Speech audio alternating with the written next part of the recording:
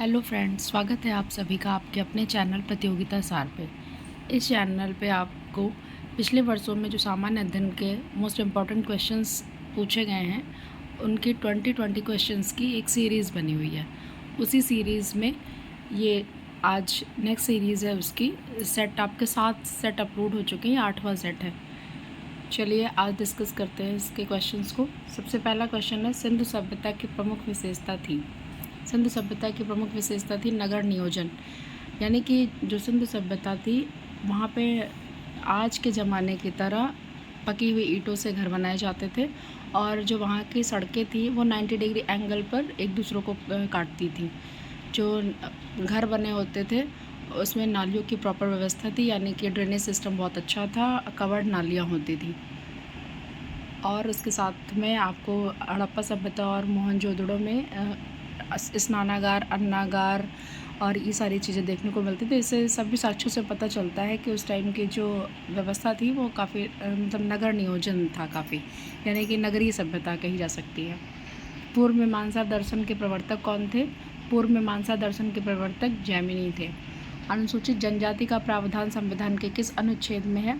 अनुसूचित जनजाति का प्रावधान संविधान के अनुच्छेद 338 का में है। इससे पहले वाली वीडियो में आपने देखा होगा क्वेश्चन कि अनुसूचित जाति का प्रावधान 338 में है और जनजाति का प्रावधान 338 का में है। ज्ञानपीठ पुरस्कार किस क्षेत्र में दिया जाता है? ज्ञानपीठ पुरस्कार साहित्य के क्षेत्र में दिया जाता है। रामचरितमानस के लेखक तुलसीदास जी किसके समकालीन थे? कवि थे? तुलसीदास जी अकबर के समकालीन कवि थे।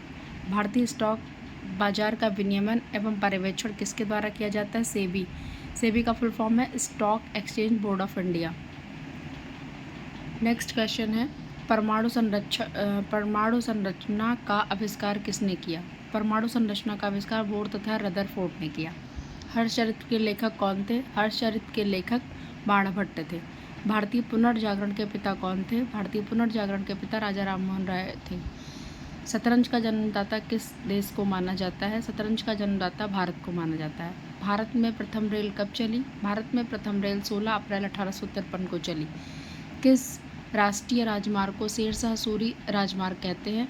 राष्ट्रीय राजमार्ग NH1 को शेरशाह सूरी राजमार्ग कहते हैं। प्रसिद्ध संगीतज्ञ तानसेन का मकबरा कहाँ स्थित है? प्रसिद्ध संगीतज्ञ तानसेन का मकबरा ग्वालियर मध्य प्रदेश में स्थित है। करजन वाइली की हत्या किसने की थी? करजन वाइली की हत्या मदनलाल ढींगरा ने की थी। सिरके में कौन सा एसिड पाया जाता है? सिरके में एसिटिक एसिड पाया जाता है। भारतीय राष्ट्रीय कांग्रेस के प्रथम मुस्लिम अध्यक्ष कौन थे?